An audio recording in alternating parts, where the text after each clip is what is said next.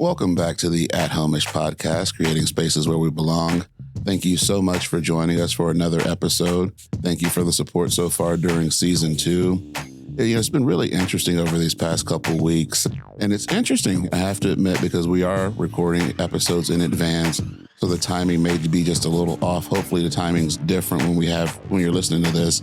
But I think about conversations I've had with people over the past few weeks, and there's just a lot of people that have been going through it, whether it's the political climate, social climate, things with work. It's been crazy. And so one of the things I always strive to do is really create that space to help you feel at home-ish, where we can just kind of chill, lay back, and just really figure out what's going to be next for us. And so I'm really excited today with our next guest, because I have to tell y'all, this woman is high energy. This woman is amazing. I actually had the opportunity to run across her social media before I met her. And then when I met her in person, I'm like, oh, that's her, because all of her stuff reflected who she is, and that energy kind of showed through. And so I'm going to go ahead and pass it off to her and let her introduce herself so you can learn a little bit more about who she is. Well, thank you so much for having me. I'm thrilled. This has been long in coming. You've been one of my buddies for a couple of years now. Yes. So if you don't know who I am, my name is Tony Szymanski, full name Antonia. My friends call me Tony. I run a company called Crush Your Social, and you can find me on Instagram and LinkedIn and Facebook as well.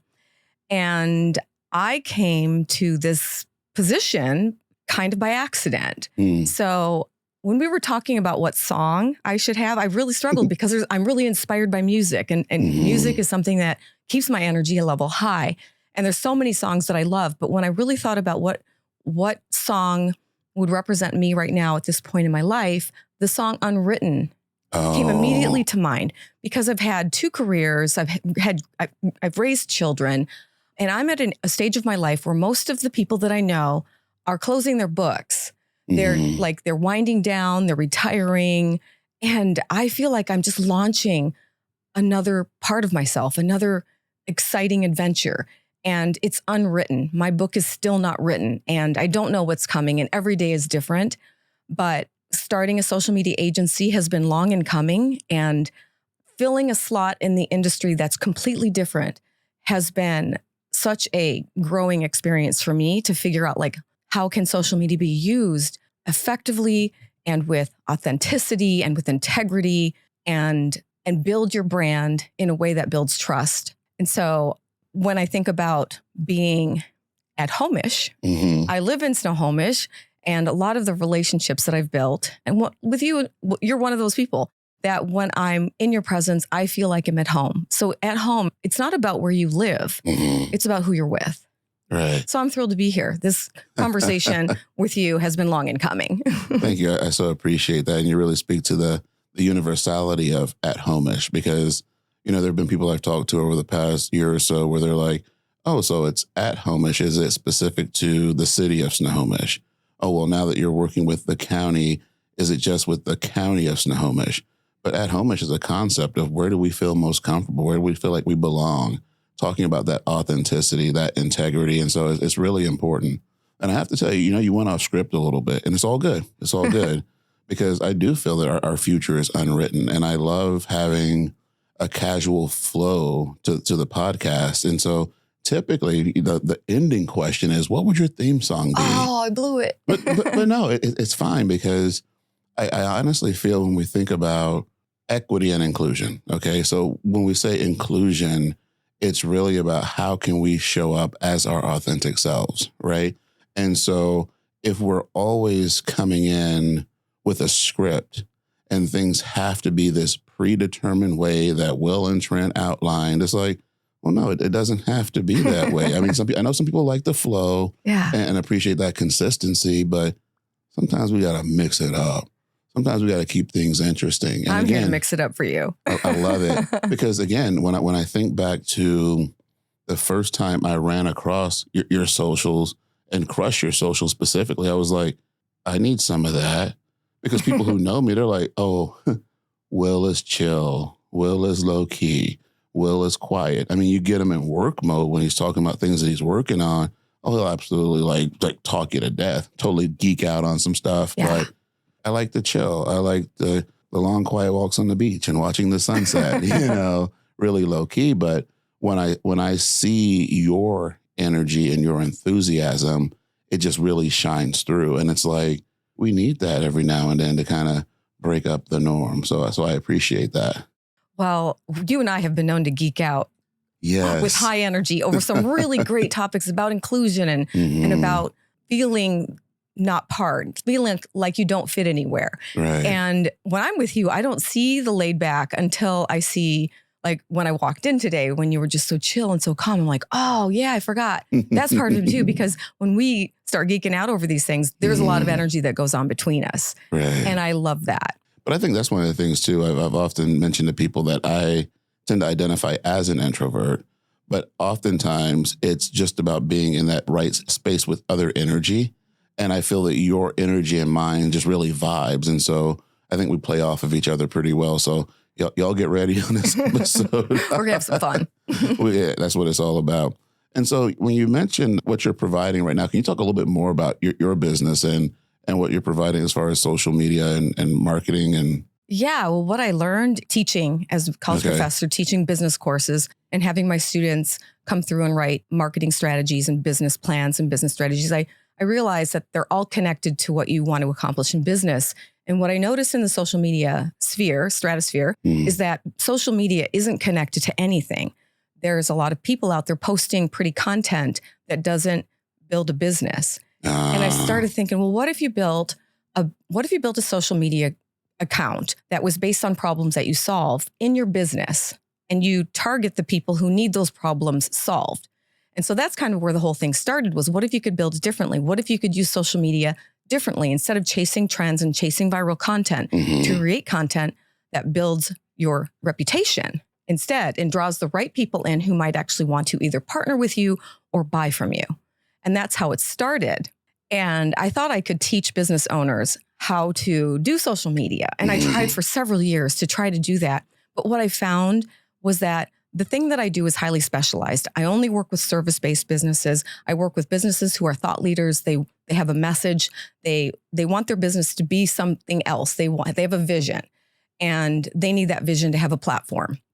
And to do that, content creation is kind of detailed. It's kind of complicated because it's built on strategy that comes from your business strategy. So you have to understand your business model, and you have to have a business plan to be able to create a marketing plan to do your social media. Right. And that's where the mistakes happen. I think a lot of social media managers out there create content without figuring out which metrics to use that will help businesses start their business or help businesses reach their business goals through content.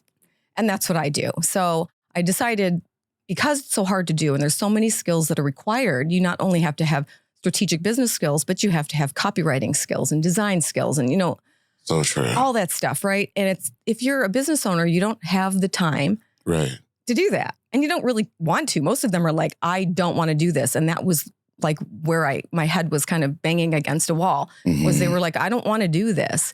And I didn't think that I could be an agency until I woke up November one morning and said, well, what if I just tried taking on one client? What would that be like?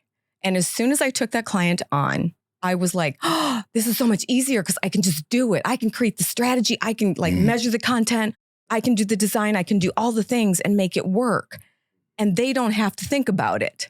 And they get to see the numbers change. Exactly. It was so much easier to do it than it was to try to teach someone, because there's so many details around all the things that you do as an effective social media manager and strategist. So I took on a client and thought that was pretty easy. And I took on another client. Now I've had about 6 clients. That's awesome. Yeah. And I'm finding it's getting easier and easier because now I'm implementing AI. I'm going through AI training, and I'm learning how to use it to bring out my clients' best voices, bring out their knowledge, and to help their brand be seen as differently. So the positioning is easier. So now I'm a full-fledged social media agency, starting to offer extra services like email marketing. If you need a lead magnet to draw people in, so that you have a newsletter so you can talk more about your message, right? Okay. Things like that. So because all of the marketing that you do in social media marketing is just one touch point. And the messaging that I create through social media should and can be used on your website, for your blog, for your podcast, in your ads, in your email marketing, in all the other ways people would come in contact with your brand. So what I do is a lot bigger than social media, Right. but the job itself is I only do social media. Okay. But the messaging my clients take and they put it other places. So it's marketing messaging, but social media implementation. I remember a while back we talked about one of the big struggles that you've encountered is people often don't know exactly what it is that they need. And so they don't view it as potentially being important or as a need. And so could you possibly walk us through perhaps a story where you've helped someone move from this phase of, oh, I don't need that to, oh my God, how did I live without this? I've had several clients that I've coached through part of it. And what the biggest aha moment they've had was, oh my gosh, Tony, what you do isn't just social media. It's creating a business foundation. That's the difference between what I do and maybe what other people do, because I can't create effective social media without doing a SWOT, without doing competitive analysis and seeing what your competitors are doing well, where they're missing the boat, and how you're different, what your distinction is, so that your ideal clients will find you. And when you can dial in the messaging that clearly, that creates a position in the marketplace that is unique. And when you can do that through your content and your branding to make your branding stand out, like you mentioned, when you met me, you'd already been on my socials. It was like you recognized me, like my branding was the same, right? I wear my branding in person so people recognize me. And I've done that for my clients. I worked with a business coach and she had a couple different things she was doing. She had a book and she did business coaching. And I said, let's create your branding. And you're well branded, but let's take that into the real world. So for her, there was social media that she needed, but she also needed to take her in-person brand and level it up so that when she was in a chamber meeting, people would see her and recognize her by her brand colors. Right. And she leveled up her in-person brand to match that online brand. And then we took her content, that branding and messaging on her content, and took it to her website and to other places so that she was consistent. And that became bigger than just social media. And so that was the aha moment. And it is the aha moment for all of my clients. They say, I didn't realize that social media was like so dialed into my business. Totally. And it needs to be. And most of the time it's not. It does seem some things come off as appearing random. And if that's the case, then you're not really going to be able to have that foundation. Well, yeah, because you can't get recognized. Like if your branding is different colors and different fonts all across the board and it's here different on your website and even your content looks all different and there's nothing consistent about it, then people won't recognize it when they're scrolling, looking for answers to questions or they're looking for help. If somebody is looking for social media help or marketing help and they run across one of my posts, they recognize it right away. They see that color, that those fonts, everything stands out. I have a specific style that's very basic and very simple, very clean and succinct. And it answers questions. And when people see it, they're like, oh, I remember that. That was helpful. I'm going to tap on that again. So it just builds your reputation over time. Right. And then the more people see you, the more they recognize and remember you. And then when they have a need that you fill, you're the first person that comes to mind. That's the goal for each of my clients. That's awesome. I remember Trent getting on me about toying around with different logos probably a year and a half ago. He's like, no, dude, one thing, stick to it. Get it recognized. And the more you switch it up, people are like, it's just crazy out there. Yeah. And I'm not a logo designer. So my brand doesn't have a logo per se. It has a word mark. It's Crush Your Social in my font with my colors in a box. That's my logo because I don't know what a logo would look like for my business. I haven't had a designer do that for me yet. And frankly, I haven't needed it. So I wanted my messaging to be so clear that it didn't matter what the pretty pictures look like. Right. So my business logo is just a word mark. It's just my name and it's everywhere. Yeah. Yeah. That's awesome. So I do want to take it back just a little bit because I think back to when I first came across your social media and when I saw it, to me, it came off as so well done. It came off as so established. And one of the things I think about is for anyone wanting to get started and seeing that maybe not quite being sure of what journey it is that they need to take to get to that point, because it seems so polished and set and established. How'd you get there? Oh, if you scroll on my page, you go to my profile page and you scroll down, you will go all the way back to the beginning. To the beginning. August 2019. You will see 3 different brand versions, and you will see the evolution of my brand, how it started. And it started with taking a basic course in design. And I learned how to do flat lays. And I learned how to do like all the things that you would do with a camera and how to create the basics of content. And I started creating content and spending a lot of time on pictures, like pictures of my hands or whatever it was, and other kinds of pictures, and putting quotes because you're supposed to find your, like your brand essence. And none of that mattered. Nobody cared because nobody could, like, I wasn't recognizable. I didn't have a clear message. And that's when it hit me. This cannot be about me. It can't be about what I like. So then I started to develop my message, like, who do I want to talk to? What problem do I want to solve? And my problem that I was solving was the people who come behind me on social media. I was going to teach them everything that I was learning along the way. I was going to share my mistakes, and I was going to make them as entertaining as possible, which is really hard for me because I'm not an entertaining person. But I found that once I put myself on camera and I started like talking about these things, like, oh, guess what I did? I deleted my name spot on my profile and I couldn't get searched for 30 days, things like that. I would talk about my mistakes, and you can see all the evolution of my content and how it changed over the course of 4 years, where it started off being about me and what I liked and what I believed and, what I wanted people to know about me. And then it evolved into what I could do for others. And the branding became about people that were my followers. So a lot of introverts follow me. I think my energy draws them for some reason. And so I decided to rebrand my brand at one point in pastels, because that's kind of the colors a lot of introverts use on their pages. And 2 things happened. The first thing was that I hated creating content. I got to the point where the energy was being drained from me because of those colors, and I was blending in with everybody else. Interesting. And so that's when I rebranded the 3rd time and said, okay, Tony, let's go back to the drawing board. What about my brand attracts people? There's an intersection between my values and my ideal clients. So a Venn diagram, right? Yeah. There's an energy about my brand personality that draws them in. So what colors and fonts reflect those things?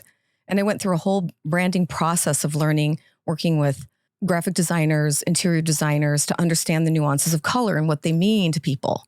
And so that's when I rebranded indigo and magenta. The magenta is the rabble rouser in me, and the indigo represents my wisdom and knowledge as a professor and a business person, and my education and my experience. So it builds trust. And then you have the high energy of the magenta. So the branding is an important part. If you can find like that piece, figure that piece out, what will attract the right people that you want to work with. And then I started to figure out that the content had to solve problems, and it didn't have to be pretty. So if you're doing it yourself, don't worry about the design. For my clients, I don't do fancy designs. It looks like my stuff. It's their font and their colors, but it's very simple and very clean. And you want it that way for 2 reasons. Number 1, it's easy to read. People are scanners. So if they can read short, succinct sentences and they see branding that stands out, but it's not too many words, they're more likely to read it. If it solves a problem, they're more likely to read it.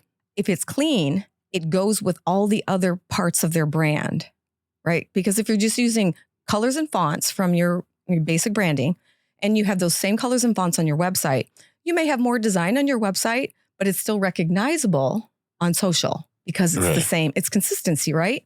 But it doesn't have to be fancy. So it's more about the message that you are giving than it is about what it looks like. So if it can stand out in a way to the right people, then they're more likely to stop and look at it.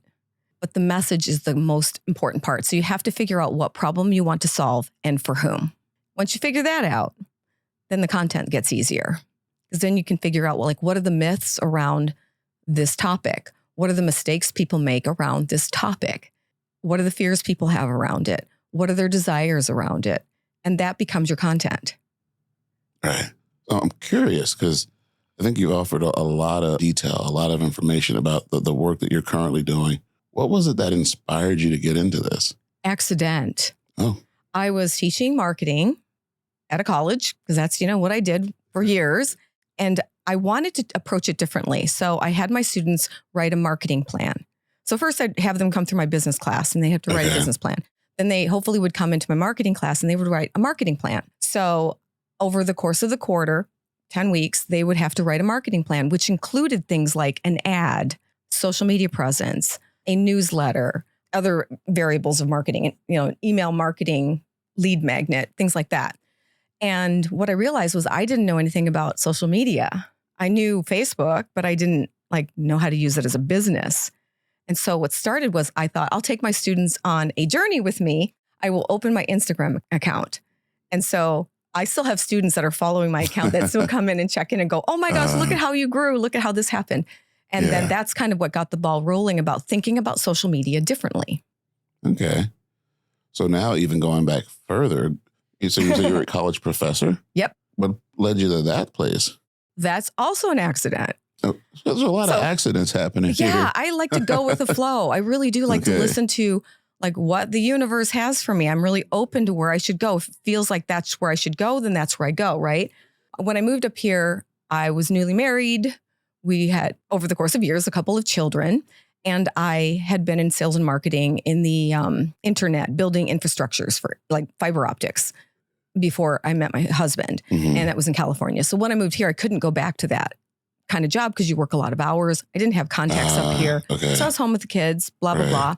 Started teaching physical fitness as a hobby when they were little. Mm-hmm. And my karate instructor also was teaching at the college and he got sick and he asked me to fill in. So I interviewed at the college and I got hired and I started teaching physical fitness classes. After a few years, I ended up creating some courses for them. I was teaching 5 different physical fitness types of classes. And then I went back to school and I really had the ache to get back to business. I really love business. So went back and got my master's in global business administration and IT and project management. Got hired by the college I was currently teaching at, and then also my alma mater to teach. And I got to move into the business department. And so that's kind of how that evolution happened. I just kind of went with what was happening at the time and took advantages where I could and went with what I liked to do, what was interesting at the time, and then made opportunities for myself. Yeah. One of the things I appreciate about that is, I think about people who are on their journeys, their professional journeys, and they feel like there's, maybe one path that they have to take or they have to have it all figured out kind of early. And again, your presence, when I came across it, it is, for me, it's so provoking, right? Where I'm like, wow, this person's established. This seems like this is something they have a passion for, that they may have always wanted to do. But what I'm hearing is, well, some of this happened by accidents, and just the journey to get you to where you are right now. I do have to admit, I think that the social media aspect of what I do wasn't an accident if I look back. Because before I met my husband, when I was working in sales and marketing for these tiny companies that were building fiber optic networks, my bosses always put me as the person who had to be the chamber contact, as the person who would have to be the person to stand out at the conventions and talk to people. So building communities was what I did in person. I loved it. It was something that I excelled at, and it made me joyful to build communities and help people connect with the right people. And it was just really fun. So it makes sense that building online communities would be the thing that I would do now because it wasn't invented yet. So my favorite job just wasn't invented. I create online communities that connect people to offline communities and connect people to other people online and offline. Mm-hmm. So when I think about it now, I'm thinking, gosh, if this had been around when I was 20, I would have really been able to do a lot more with it because I would have had a lot more time than I do now, right? At this stage of my life. So people are like, what's wrong with you? You're too old to be doing that. What? Oh my gosh. And I'm like, no, it's not about age. It's about I was born to do this, but it wasn't a thing. So to all the young people who are not sure where they belong, it's okay. Follow the things that you like to do because it will lead you, because the thing that you may be meant to do may not have been invented yet. And that just gives me goosebumps. Oh. right? That's powerful right there. So you have to follow the thing. I love connecting people. I love creating communities. And I like building people's reputations. I like them to be seen as experts. All of that comes together with what I do now. And who knew, 30 years ago that this was going to be a thing? For sure. Yeah. But I guess I should also add in that I know when I was first talking you up with the intro, I talked about your social media and the impact it had on me. But it does go beyond that. It's because it's who you are as a person. Mm-hmm. And so when I think about the first time I saw you at a chamber meeting, I think here you were radiating at one part of the room, and there's a crowd of people around you. I was like, okay, who's this? Because clearly this person's a community connector, and people are wanting to interact with this person and figure out what's going on. And so yeah, you're right. It's not just social media. You are a community connector. Yeah, I am. And I think all of my clients are the same. I think they have that same desire to create a community around them and around their businesses. And I just help them create it offline, connect the two together. Mm-hmm. Because once you do that and you become known for what you do and you build trust both online and off. So important. As what you do, then you become the go-to for the thing that you do. And it's not something that happens overnight. No, not at all. But now I have a question for you, because you had mentioned that when you were working in certain spaces that you were the person who would, be out in front and making those connections. And then that's some of the things you do in community. Were there other people in your life that did that previously that could have been a model for you? Or what did that look like? And I ask that because, this whole podcast at Home-ish is about spaces where we belong. Yeah. And so as I see you as a hub in the community that people are drawn to you, what does that look like for you with other individuals? Does that make sense? Yeah. And I'm thinking in terms of this podcast, like finding where you belong. Yeah. I had one role model when I was 16. It was my stepmother. My dad and mom divorced when I was really young, and my dad got custody of me when I was almost 16 years old. And I met her, and she was the smartest person I had ever met. Mm-hmm. And she was powerful, and she was educated. She was my first model of what a woman could be like. Wow. Outside of being a mother, I guess, because I didn't know any other women who had careers at that age. She was my number one role model. Everything I've done through my whole life, she's gone now, but I still talk to her and say, thank you, Eleanor, because you were the person that made me believe that I could be more, that I could do more, that there was more to me than just like, you're going to get married and have kids or whatever the case is. So having strong female role models is really helpful in helping you to figure out where you fit in, where you belong based on your strengths and your desires and the things that make you tick. And having someone push me and question me while I was in those young ages, impressionable ages, made me think about like, what do I really want to do? Like, who am I? And I learned that I'm a connector. I learned that I need community, that I need friends, that I want to help my friends do better. And I want to help them connect with the right people who will help them do better. And so in high school, I was in cheer and I was in a cappella choir, and I did a lot of things that connected groups. And I was the one person that didn't belong to any group. I didn't belong. Okay. And I never felt like I fit in with any one of them, but I had friends in all of the groups, and I tried to make sure my friends connected. So it started as a young age, I guess, for me being a connector and wanting inclusivity and wanting that feeling of I can bring all my friends together. Right. Yeah. Right. Wow. And thank you for sharing that, because I've always appreciated the conversations. I mean, even though this is a recorded podcast, the conversations we've had, I'll say offline, where even when we're at the chamber, it's like we're polished, we're networking, we're doing our thing. But we've been able to just kind of just sit and have real talk. I appreciate getting to know you better. And I appreciate even, talking about your parents getting divorced at an early age, because when I worked in schools, sometimes I'd work with students and, perhaps their parents were going through something, and then they're behaving or interacting in a certain way because of this, and feeling that they're not seeing any positive outlook on that situation.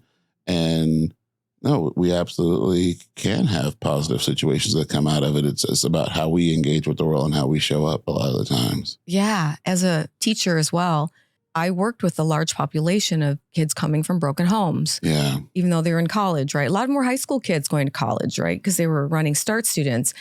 And being able to be that one person that, like, I had a couple of students over the course of years that would be late to class all the time. And I was like, what is going on? And so I pulled them out and said, hey, what's happening? How can I help you? And I got to learn what was happening behind the scenes. And I got to be that person for them that was like, all right, we're going to figure out how to get you past, right? We're going to figure out what you need to do and what resources do you need? How can I point you in the right direction on campus to get you the things you need so you can be successful? So sometimes fitting in is about like just having one person. It doesn't even have to be a family member who can listen and who can like give you the resources or point you to the resources you need, because divorce is a thing, and the kids suffer from it. Sometimes they have to take care of their siblings when that happens and they can't get to class. It's a crazy, crazy world that we're in, for sure. Just thinking back on, when I first met you at the chamber and how you just really seemed to be in your element, which is so amazing, because I have to confess, the first couple times I went to the chamber, not really knowing what this community was going to be like, especially around that 2020, 21 timeframe. Ooh. So I have to ask you, have there been any times in your life, and it doesn't necessarily have to be with this community, but any time in your life where you were somewhere where you maybe didn't feel like you belonged? Story at college where I had white privilege and didn't know that I had white privilege because they split us all up, and what that meant to me.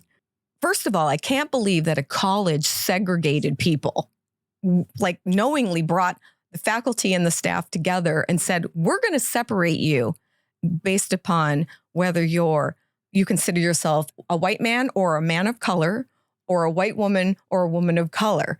Go to these buildings depending on where you think you fit. And everybody like dispersed. And I was in the room where the women of color were supposed to gather. So I stayed there. Right. I'm half Latin and half Norwegian, and I look Latin. I grew up not feeling like I didn't fit in because, I wasn't white. My mom, very dark-skinned as you are. So, I always was surrounded by people who were different. And in school, I always felt like I didn't fit in. And that was partly why, was because I knew that I was half Latin and it didn't really fit in with all the white kids. And so I stayed with the women who were of color, and the women who were coming in walked in, they looked at me, and then they walked by me. And they kind of gave me this look like, you don't belong here. And I felt really uncomfortable. So I went over to the other area, the gym, where the white women were going. I'm like, sorry, I got nowhere else to be because they don't want me over there. And they said, well, where else would you be? And that was the very first time I ever thought I was seen as a white woman. I didn't identify as a white woman. I still don't. But I mean, it made me think about how many times have I gotten out of speeding tickets, right? Little things like that, because they saw me as a white woman, not as a Latina woman, right? How many times have I not been questioned? And I just took it for granted. So it was eye-opening. But an offset of that, when you were saying that question, I was like, oh, I know how it feels to walk into an event and feel like deer in the headlights, right? I don't know who to talk to. I don't know what to do. And I was really lucky when I first started networking in 2021. Rachel Morgan and I had met on Instagram the year before, and we'd been friends on Instagram, and we figured out we both lived in the city, and we'd meet once a month. And we figured out like, oh, we need to start networking. Let's do it together. And we'd set goals before we went in of what we wanted from our networking. And I'd be like, I want to meet 3 new people. I always want to meet 3 new people that I can like determine if I want them in my professional network. I never looked for clients. I always looked for partners. Okay. I can appreciate that. Because I don't want to sell to people that I meet. I feel that feels icky to me. Right. I can agree with that. But I want to make friends with people who have access to clients that I could potentially sell to. And when I build trust with those friends of mine and they trust me, they will refer me to their friends. That's how I like to do business. And that's how I get most of my leads, actually. I love that. That's awesome. When I think back to when I was at the chamber, it was interesting because I was called to be there that first time with a specific purpose. And it was about communicating the work that I was doing with the school district, and what this meant for the larger community. And going back to not knowing how people were going to receive it. Yeah, absolutely. That deer in headlights moment. And it's like the kid at the talent show where, the spotlight's on them. You can see the dust particles flying in the light. And it's like, is the mic on? You get the feedback. And it's like, okay, how's this going to go? And so I love what you were saying about, that you're not trying to sell. You just want to meet people. And so I feel like after that moment, after I got through the initial awkwardness of that situation, I'm just talking to people about what I do. I'm not trying to coerce someone into acting or thinking a certain way. Just want to say, here's how we can create community and show up for each other. Yeah. And I could see how it could be scary because I know that there are blocks up against not just inclusion, but equality. Like I've heard people talk about how the requirements that companies have to hire X amount of people from minority communities have disadvantaged the male white generation that have kind of been like the dominant, executive person or whatever. Right, for sure. And I could see how it'd be a little scary to have to talk about that and to promote it because you get a lot of resistance from that because people like things to be the same.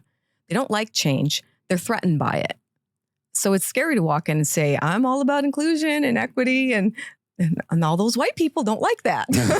I hate to say it. And this is probably going to be cut out, so it's totally fine. Or not. We might keep it because I feel like what you're saying is really relevant to some recent conversations that I've had. Really? Yeah. So I was working with someone who was preparing to do a presentation. And the presentation was about poverty in Snohomish County and who are the people that are living below the poverty line. Because when we talk about inclusion and equity, it goes beyond our ethnicity. And so we're talking about socioeconomic status. We're talking about our neurodiversity. We're talking about our gender identity, education level, job. I mean, there's all of these different factors, right? So let's zoom in on the one factor, okay? And I'm saying the one factor of socioeconomic status because we live in a capitalist society where you need to have money to have access to things. And so if you don't have money, you're struggling, things are a lot more difficult for you, right? And so if we're having conversations around access to opportunity based on how we identify, and if we're talking about the dominant culture not being provided with access because it's assumed that they all have it, you're going to run into some problems. And so what I had someone break down was we were looking at the percentages of people based on ethnicity that were living below the poverty line, okay? And so when we looked at our Latino community, our Black community, our Native communities, some of those communities had the higher percentages based on the population, right? But let's say if the population of Snohomish County is 8% African American, and then you're saying there's about 12% of that 8% that are in poverty, that's a much lower number if you have several 100,000 people who identify as white, and then the percentage is still only 8%, but comes out to over 40-something thousand people. Now, imagine being part of that 40,000 that's living below or even close to the poverty line because cost of living is high here. If you're struggling financially and you know that based on your lighter colored skin, that you will not have access to this opportunity that someone else will because of their skin color, I can see where that's a problem. Oh, yeah. Right. Now, I'm not saying be hateful and harmful and all that stuff because that's not right, but I get it. And so that's one of the things that I always try to communicate that, yes, our country, let's admit it, let's own it. Our country, our world has had history that has not valued all people based on their identity.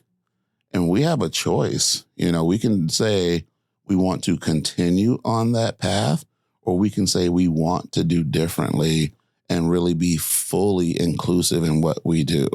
And that looks different in different spaces. It really does. I think one of the biggest problems with making it inclusive is that the argument that middle managers make who are like promoting minorities or any of these communities is that there's not enough qualified people. But they can't get qualified if they don't have the opportunities to become qualified, if they don't have mentoring available, if they don't have education available. So it's like you're kind of stuck in a catch-22 where they want qualified people, but they're not willing to help create qualified people. Right. So what do you do? And then the question I often ask people, is the creation of that pipeline a function of that specific organization? Because let's say you're in banking. Okay, great, cool. And you want to diversify your staff. Do you now create a position that's around professional or community development that provides the pipeline for people to have these roles? Or do you work with community partners that may be better equipped to do that, or community organizations? And so that's a lot of the work that I'm invested in right now, where I don't expect my current organization to be the entity that does the community development. It has its function of its various departments, but how do we work with our community partners that actually have the capacity and the personnel to help to develop? Because we have this opportunity, let's make sure we promote that access. Mm-hmm. Yeah. And it takes a village. It totally. It can't just be one entity. No. And the other entities have to be on board. Mm-hmm. They all do. Right. Leadership starts at the top. Right. So making these changes has to start at the top. And it's really hard to do when, I hate to say it, you have a lot of middle-aged white men at the top. Mm-hmm. It's hard to make those changes because they resist it. But I do want to toss out there, because I don't want to get canceled already. I'm only in my second season. But when we do say middle-aged white men, there's a number of folks out there that don't get it. And I feel there's folks who do get it. And so when we're saying this, listeners, we're not saying all middle-aged white men. We're saying that as a demographic, there are people out there who tend to have greater access to opportunity, that tend to hold down certain roles, because when you walk into that office and you see, oh, here are the managers, here's the CEO, here's the board. For years, they've typically looked a certain way. And I don't know if they still do. Yeah, I don't know if I shared this story with you, though, but this was a couple years ago now. I want to say it was in 2022. That sounds about right. But anyway, I was doing a board retreat for an organization, okay? And on this board, yes, the majority of the folks on the board were actually well above middle age. We're talking 70 some in their 80s, but mostly white men. One man was Latino. There were a couple women on the board, but we were having conversations around the first time that we were really having conversations around cultural identity, ethnicity, and race. And it was a lot of good conversation, honestly. But one conversation specifically stood out to me, because one of the guys was talking about how when he was teaching and coaching basketball, that he was surprised that he could not find an African-American barber or someone who could cut the hair of the African-American basketball players. And I was like, oh, okay. Now, mind you, this conference that I was helping to facilitate was in La Conner. And so for those of you who are listening that may not be familiar with La Conner, Washington, I'd be surprised if there was an African-American barber in La Conner right now. If you are, call me. I'll come up there. I'll get my hair cut out like La Conner. When I heard that, I was like, okay, it's not surprising.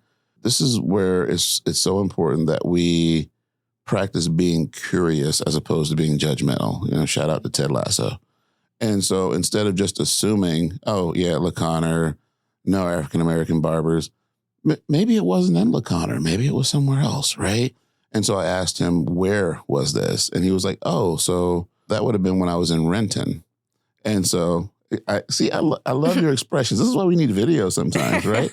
Because, okay, For those of you who are unfamiliar with Renton, Washington, man, you could throw a stone and find somebody African-American that's a barber, that's barbecuing, that's cooking soul food or something somewhere around there, right? So in Renton, it wouldn't be that far-fetched. So I'm like, really? Come on, dude, were you even trying? But again, be curious, not judgmental. And so my curious side was like, okay, don't show it in your face. Don't show it in your face.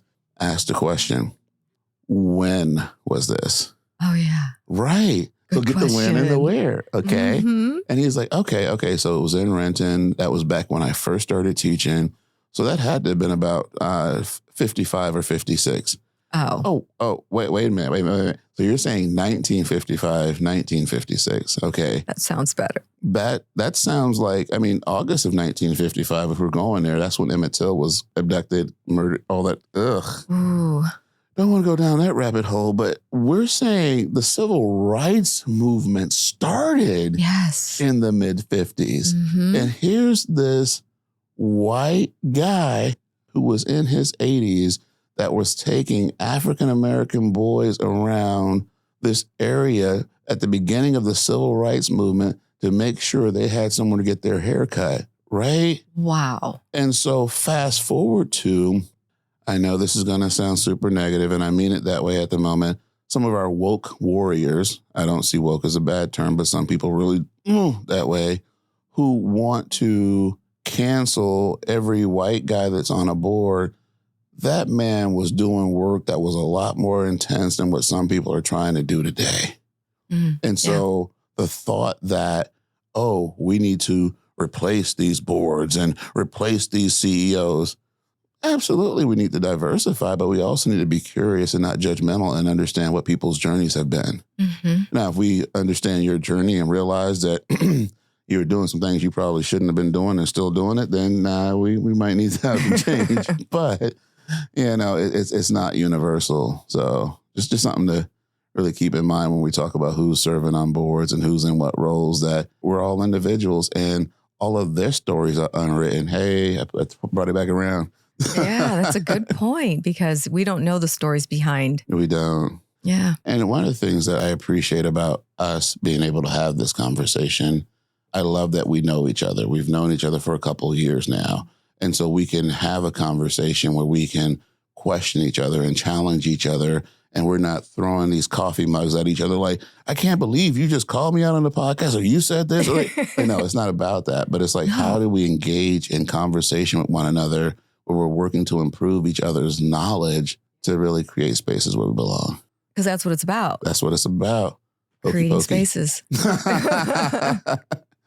Sure. I love this podcast. I love that these conversations are being had. These questions are coming up and challenges of like, what do we think and why? Right.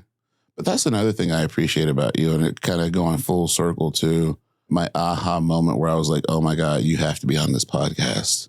It was one of the first times that we talked, and you would always say, even if you think it's about you, it's not about you. Nope. Nothing you do in marketing, especially, is ever about you. Right. You always have to be thinking about the people that you want to serve. Yes. And so that resonates with me when I think about what inclusion means. Inclusion is not about what I want. You're right. It's really about understanding the people around us.